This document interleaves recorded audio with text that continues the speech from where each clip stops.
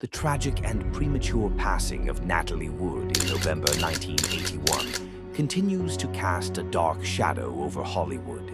Initially deemed an accident, her death was later re-examined, with its classification changed.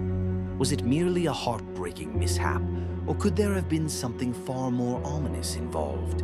In this video, we revisit Wood's remarkable journey through Hollywood and unravel the perplexing events surrounding her final days.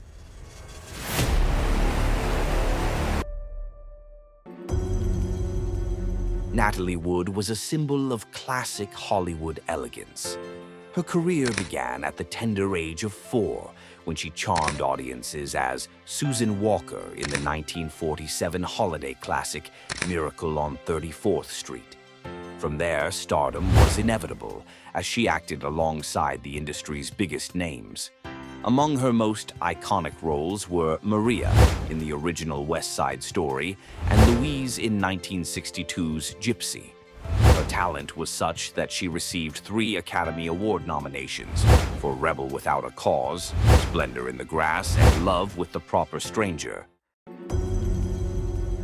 Natalie Wood's personal life often drew as much attention as her films, thanks to her relationships with Hollywood icons like Elvis Presley and Dennis Hopper. She eventually married fellow actor Robert Wagner, and though their initial marriage ended in divorce, they found their way back to each other, remarrying in 1972. By late 1981, Wood was at a major point in her career and personal life. She and Wagner had planned a Thanksgiving weekend getaway aboard their yacht, Splendor, joined by the boat's captain, Dennis Davern, and her Brainstorm co-star, Christopher Walken. The group sailed toward Santa Catalina Island on November 27th, unaware of the tragedy that lay ahead. That night, emotions ran high aboard Splendor.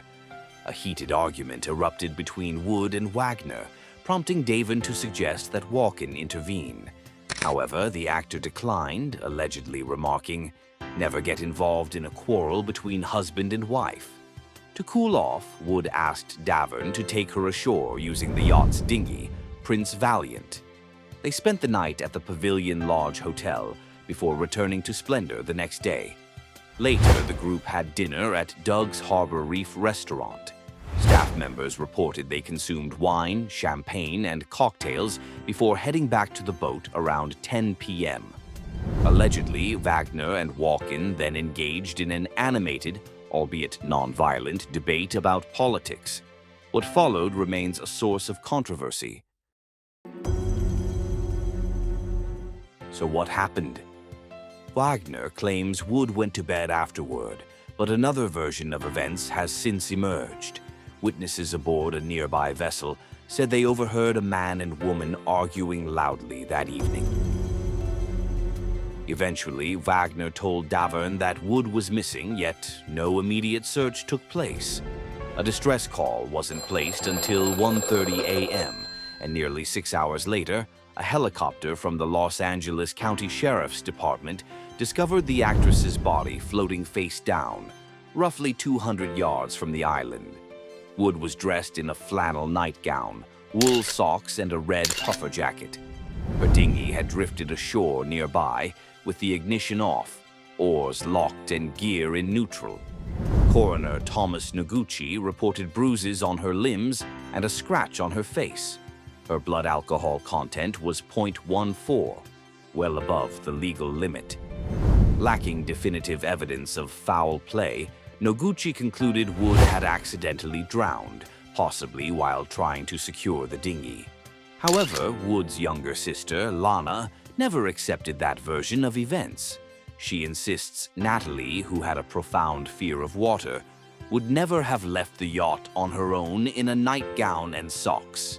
Wagner later stated in his autobiography that he believed Wood's death was accidental, though he doubted she was attempting to reach land.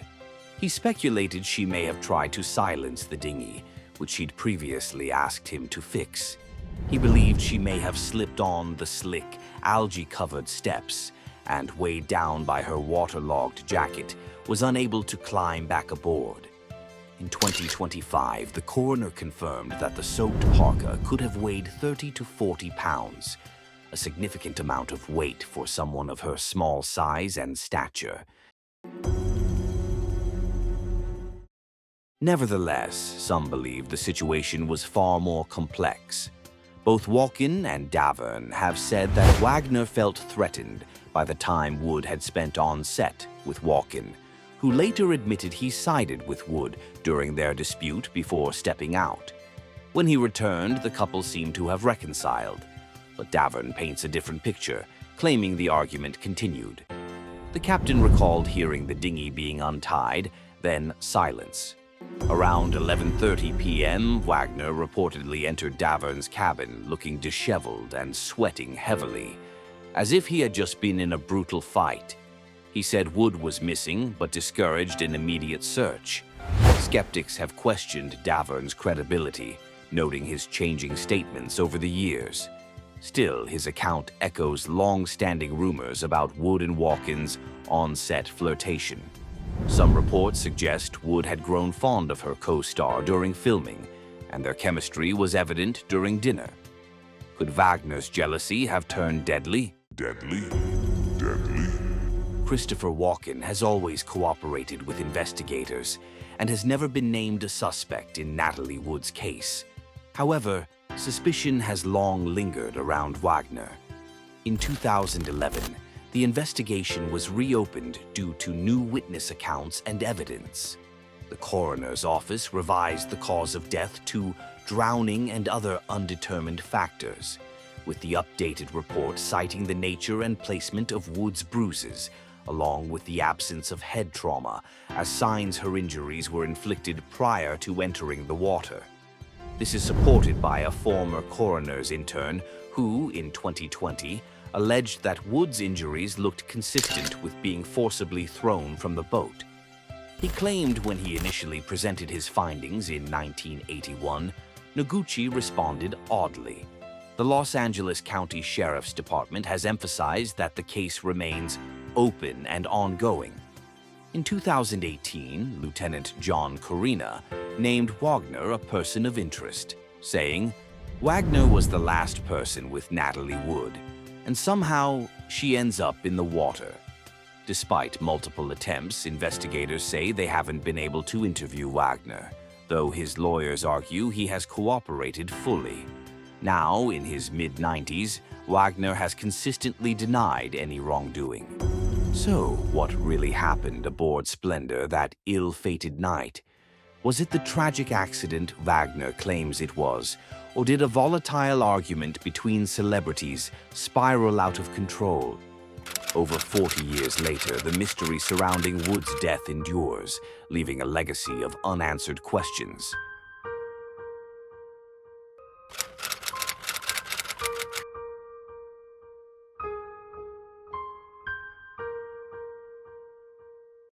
If you enjoyed this deep dive into one of Hollywood's biggest unsolved mysteries, please give the video a thumbs up.